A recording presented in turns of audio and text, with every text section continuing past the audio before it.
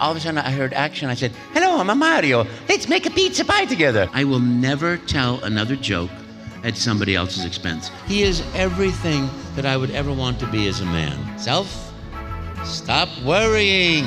What do you have to sign? What do you have to sign? He says, can you sign a forehead?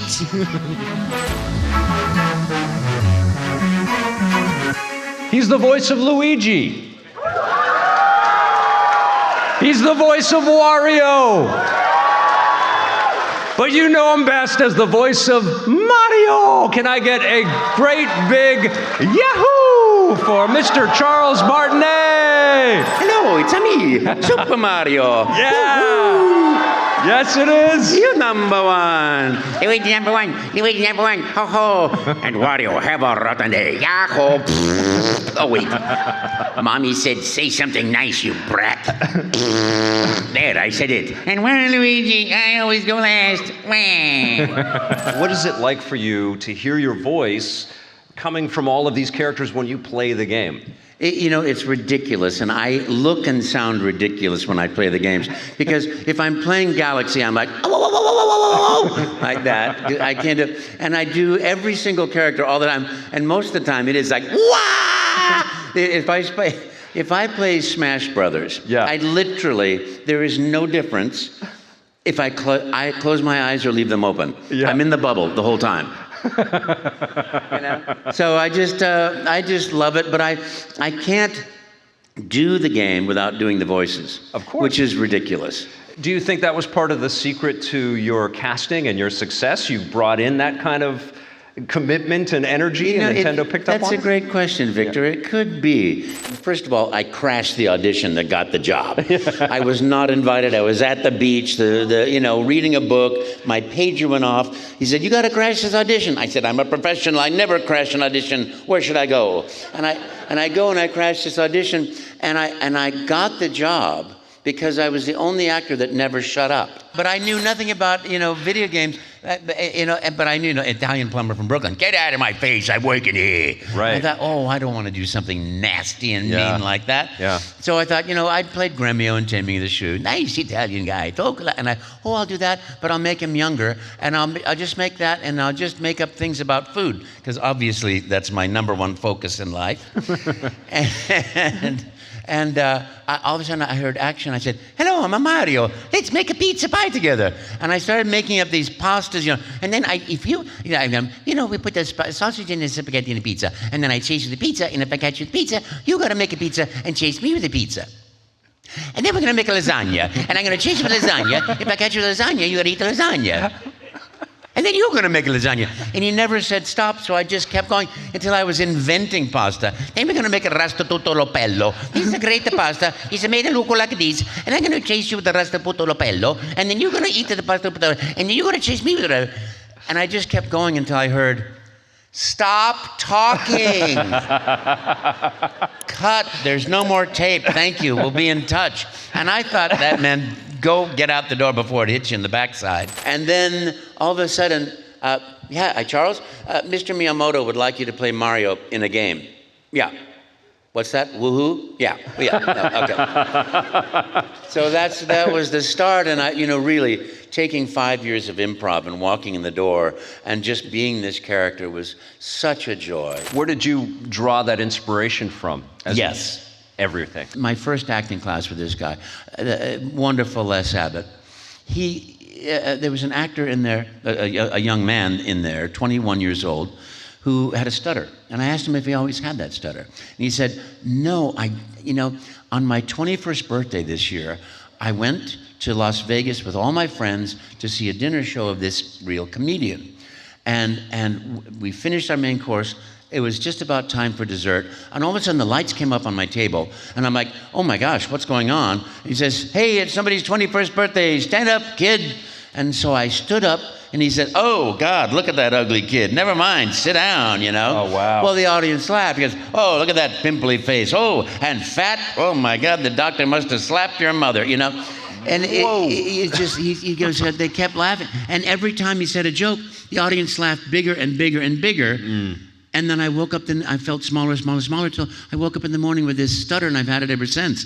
And my life lesson there was, I will never tell another joke at somebody else's expense. Right. I will never improv at somebody else's expense. Right. And I never did. Yeah. That was, the determination that I actually believe in listening to the whispers of your world, Yeah. That they're there to guide you if you're willing to listen. Was there an actor in animation or on screen anywhere that you really admired, that you really looked to? I really didn't know that there were people behind cartoon characters. It never occurred to me, And the first time I did a voiceover, I was doing, we were doing the American Gothic painting. So I was like standing there with my pitchfork, and my wife was beside me, and 9 hours lighting the thing. I was up at 4 o'clock in the morning, driving down to do this, and it was a 15-second commercial. 9 hours, and I'm like, and the director goes, "Hey, do you do voiceover?" I go, "Yeah." I'm like, "Well, here you go. Here's a script, Orchard Supply Hardware, the right item at the right price, right now. Okay, here's $250. I had made $250 waking up at 3 o'clock in the morning, driving down there, spending 9 hours in the day, same amount of money for doing that. And so I said, "I'm a voice actor." That was the beginning of my career. Then it started dawning on me. Oh, when you listen to the radio, that's people acting. It's, right. I'm the dog chasing the ball. I'm in that moment. Anything else? I don't know. What's the name of the guy that invented every voice that was ever done? Mel Blanc? Mel Blanc. Yeah, He's the Mel guy Blanc, that to me is like, legend. Oh my heavens. Yes. Yep. And D. Bradley Baker, I think, is he here? Yeah, he's incredible. Where is he? D, stand up. Yeah, he's every one of the Bad Batch. Yes, he which is. Which is just incredible. You could do that. Yeah, no, I'm with too all the nice. Mario characters. That would be amazing. Traveling. Yes. Going to Italy. Yes. Your Mario. Yes. How was that received? It was wonderful. Thank you. I tried, I did this interview there, and I tried to do it in Italian, and because I speak some Italian, and the answer was, "Your accent is beautiful. I'm not sure I know what you're saying, but you sound great." Oh, that's incredible. Because you think in a language when you learn it. Yeah. And so I think in Spanish, think in French, think in English, a little bit I'm thinking, and I try to think in Italian, so I am thinking in Italian, except there are holes in my vocabulary. Yeah. So I just bring in a French word and sound Italian, or bring in a Spanish word, or try to explain my way around, That's amazing. So you know some Italian, you know some Spanish, and all that. That's enough fantastic. to hurt myself. That's amazing. Yeah. Out of all the games in Mario, that was released for Mario, what is your favorite one to play? And second one is, how do you like being part of the Mario movie? Well, I love being a part of any movie. Of course, that was great fun. To me, I love Mario Teaches Typing, Mario 64 playing. I thought Sunshine was incredible. I could have played that forever. Yeah. The flood pack and the whole mystery beautiful. of it. It is beautiful. Yeah. And of course, 3D World. Yeah. Who doesn't love kitties? That was silly because we started that with I saw the thing. I went meow. Meow. In Japan the next day, very, very nice, a little bit more aggressive, Meow, meow. Oh, very, very nice. A little bit more aggressive, Ah, very good. So sweet, It is, every game was so fun. Since the dawn of time between Nintendo and Sega, there's always the Mario versus Sonic battle, and with the Olympic Games and all that, did that kind of spark a rivalry between the Sonic voice actors with you? Who?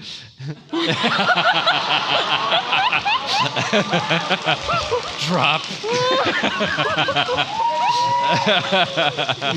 I gotta say, it is something Roger and I can't help but play these things. I know somehow we were doing Post-it notes to each other, and sticking them on our boards. He started it. But he would write these things about me, and then I would write, "Your mama makes a bad pasta," I don't know why. It's just we have fun with it. But no, we're just playing. It's just life is just pure play when you're an actor. In the Mario movie, when you were Mario's dad and you were giving him that harsh, reality talk during the dinner scene, I just wondered what it personally felt like to give your character, while you were his father, a hard dunking on. It was great fun. You know that the director was terrific. The script writers were great. It was really fun to take it sort of like the opposite. What I chose to do as Mario's dad was the voice I intentionally chose not to do as Mario 32 years before. That's awesome. You know, hey, what are you talking about? You don't know what you're doing. Get out of here.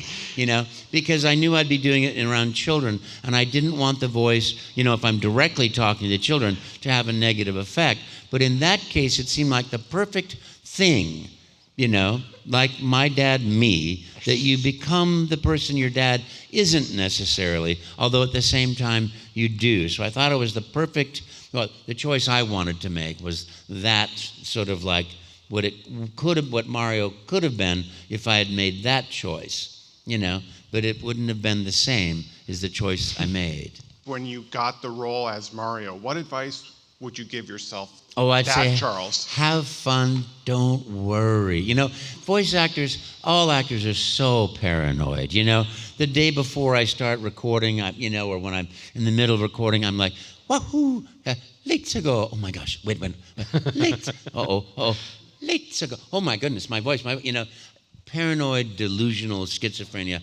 I must have a brain tumor. I can't do, So be gentle with yourself. Just go have fun. The more fun, and it really is true, the more fun you have in your life, as long as it's with harm to no one, but fun in the context of internal joy. Right. The more joy you bring to other people. So I would have said to myself, stop worrying. Have fun. You'll be fine. And then that would have been a little bit less cumbersome. But on the other hand, it also helped me to make sure I was very careful, around recording sessions, not to drink red wine, to stay hydrated, to, be energized, to get enough sleep. So, Through your entire career of being Mario, what has been your favorite moment? It's 33 years, but what's your favorite moment in your life? That's so, That's a big one. I mean, just not maybe favorite, but as in a highlight that you would like to Oh, mention. God, there's just so many. Every time I did a game, it was a highlight. Seeing the little electricity with the frog, I knew that would make the Odyssey a magical game. Going in there and saying, thank you very much for playing my games, or it's a me, Mario, straight out of the... we have to introduce the character. How do we do it? And straight out of what I was doing every day, when I talked to people, bringing the joy, the happiness, the love. Every instance of that was great. And I was in Australia. I had a great time in Australia doing PR. I used to do PR whenever the games came out. I would do PR around the world in different places. And I was in Australia doing PR. And we were late to get to the airport, but we had to do a signing at a game store. And we get to this game store, and there's a line of people all the way around the entire city block. And it's like, oh my gosh, all right, you go inside, and you got to sign as fast as you can. I'm like, okay, right, take photos. So they had people taking the cameras while they were in line, and then you take picture. And then suddenly these 4 boys came up, and I said, what do you have to sign? He says, can you sign our foreheads? And I signed their foreheads, and I went, that was weird. But I said that on the plane later on. Wow. So I hope those boys, I'm on my way to Australia when this show is over, so I hope I see them again. That's your memory of They'll Australia. be little old men, with Charles Martinet, getting lower and lower on their face. Well, they hopefully tattooed it. Hopefully, so it's permanent. The one thing I wanted to do with this character, and this is where Mario Teaches Typing taught me everything. I went into the studio, and the line was like, oh, you did great, that was great. And then you failed. You have to go back to the beginning and start again. And this time you've got to do better. And I read that, and I went, this is to kids in school.